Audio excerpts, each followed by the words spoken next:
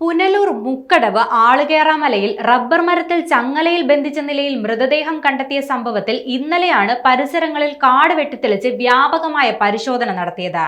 പരിശോധനയിൽ ലഭിച്ച ഏതാനും നിർണായകമായ തെളിവുകളുടെ അടിസ്ഥാനത്തിൽ പ്രത്യേക സംഘങ്ങളായി തിരിഞ്ഞ് പോലീസ് അന്വേഷണം കൂടുതൽ ഊർജിതമാക്കി. ഇന്നലെ കാട് വെട്ടിത്തെളിച്ചപ്പോൾ കത്തിക്കരിഞ്ഞ കാവി നിറത്തിലുള്ള കൈലിയുടെ 2 കഷ്ണങ്ങൾ മൃതദേഹം കിടന്ന ഭാഗത്തിന് അധിക ദൂരത്തല്ലാതെ അന്വേഷണ സംഘം കണ്ടെത്തി.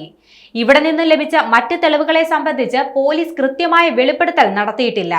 ലഭിച്ച സാധന സാമഗ്രികൾ പ്രതികളിലേക്കോ കൊല ചെയ്യപ്പെട്ട ആളുകളിലേക്കോ എത്തുന്ന തരത്തിൽ ബന്ധിപ്പിക്കുന്നതിന് കുറച്ചുകൂടി സമയം വേണ്ടിവരുമെന്ന് ഇന്നലെ വൈകിട്ട് മുക്കടവിലെത്തിയ അന്വേഷണ സംഘ തലവനും പുനലൂർ പോലീസ് സബ് ഡിവിഷന്റെ അധിക ചുമതല വഹിക്കുന്ന ഡിവൈഎസ്പിയുമായ TR ജിജു പറഞ്ഞു.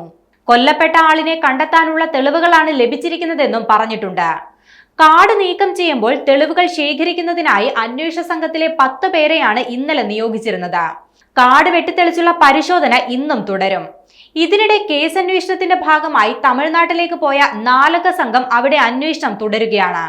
എന്നാൽ കേരളത്തിലെ സമീപ ജില്ലകളിൽ നിന്നും കാണാതായവരുടെ പട്ടിക പരിശോധിച്ച് ആ ദിശയിലും അന്വേഷണം പുരോഗമിക്കുന്നുണ്ട്. അസാധാരണമായ കൊലപാതകമായതിനാൽ തന്നെ കേസന്വേഷണത്തിലും ഇത് പ്രതിഫലിക്കുന്നുണ്ട്. സംശയകരമായി ചോദ്യം ചെയ്തവരിൽ നിന്ന് ലഭിച്ച വിവരങ്ങളുടെ അടിസ്ഥാനത്തിൽ സ്ഥലത്തു നിന്നും അല്ലാതെയും തെളിവുകൾ കൂടി ലഭിച്ചാൽ ലക്ഷ്യത്തിലെത്താൻ സാധിക്കുമെന്ന കണക്കുകൂട്ടലിലാണ് പോലീസ്. കേസന്വേഷണം പാളിപ്പോകാതിരിക്കാൻ പ്രധാന വിവരങ്ങൾ പോലീസ് അതീവ രഹസ്യമായി തന്നെ സൂക്ഷിക്കുകയാണ്.